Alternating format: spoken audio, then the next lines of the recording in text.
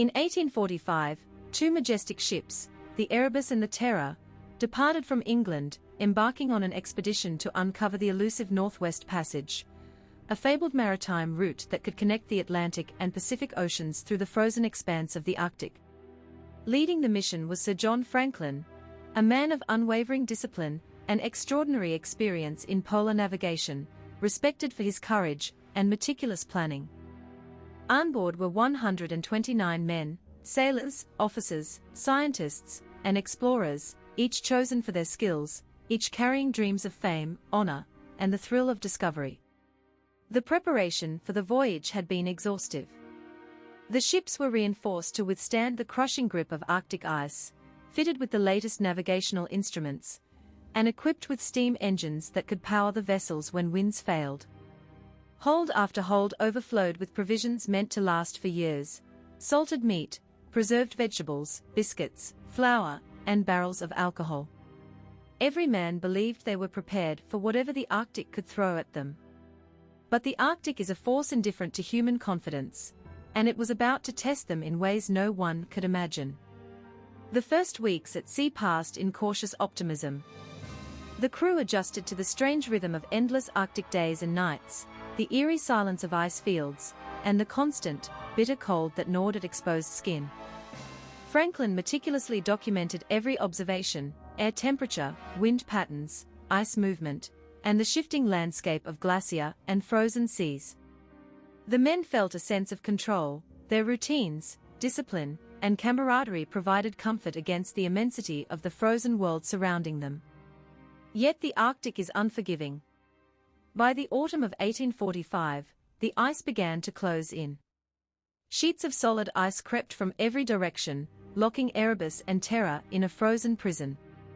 The ships were squeezed day after day, groaning under the pressure of immovable ice. Decks became treacherously slick, winds turned sharp as knives, and temperatures plunged to levels the men had only read about. Snowstorms erupted without warning, blotting out the horizon, erasing all sense of direction, and casting an oppressive white silence over everything.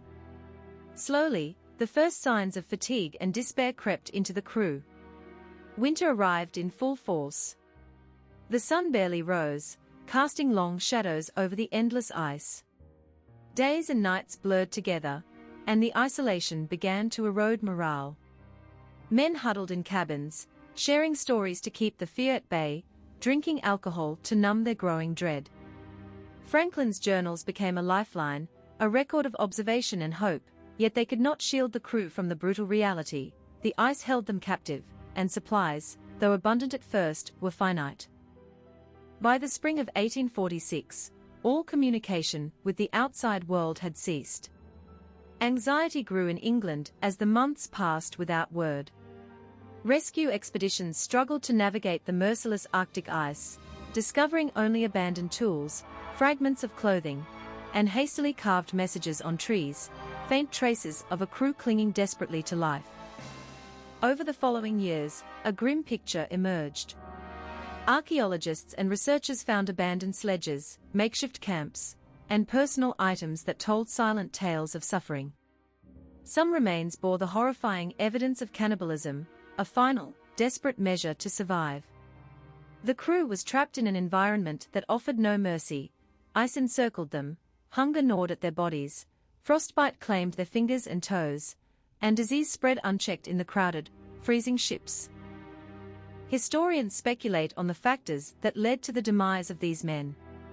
Lead from canned food caused slow poisoning, weakening the crew over time, while contaminated water from copper pipes may have intensified their suffering. The constant cold, relentless storms, and physical exhaustion pushed even the strongest to the brink. Cannibalism, confirmed through archaeological evidence, became a last recourse for survival, a grim testament to the desperation that gripped the men.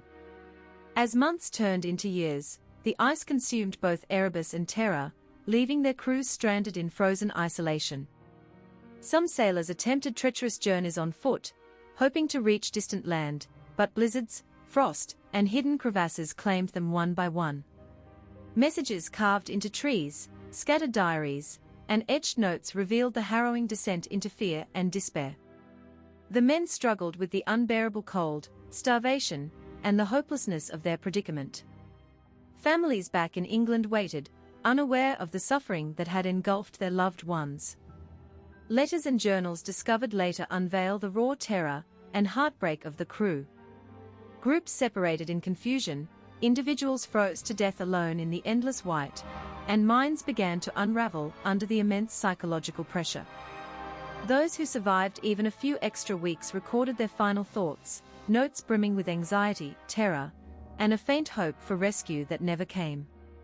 Modern expeditions in the 21st century uncovered remnants of these doomed ships. The Erebus was discovered in 2014, followed by the Terror in 2016. These discoveries illuminated parts of the story, yet the fate of each of the 129 men remains shrouded in mystery. The dark echo of their struggle continues to haunt historians, adventurers, and all who dare to imagine their plight. Franklin's expedition endures as a powerful symbol of human courage and tragic folly. It reminds us that nature is indifferent to human ambition, and that bravery, while noble, is no shield against the forces of the natural world. The story of the Erebus, the Terror, and their crews is a chilling testament to the price of exploration, the limits of human endurance, and the relentless power of the Arctic, a frozen monument to ambition, bravery, and the haunting consequences of venturing too far into the unknown. Every diary entry, every carved message, every abandoned tool speaks across centuries, a warning, a memory, and a testament to the indomitable, fragile human spirit.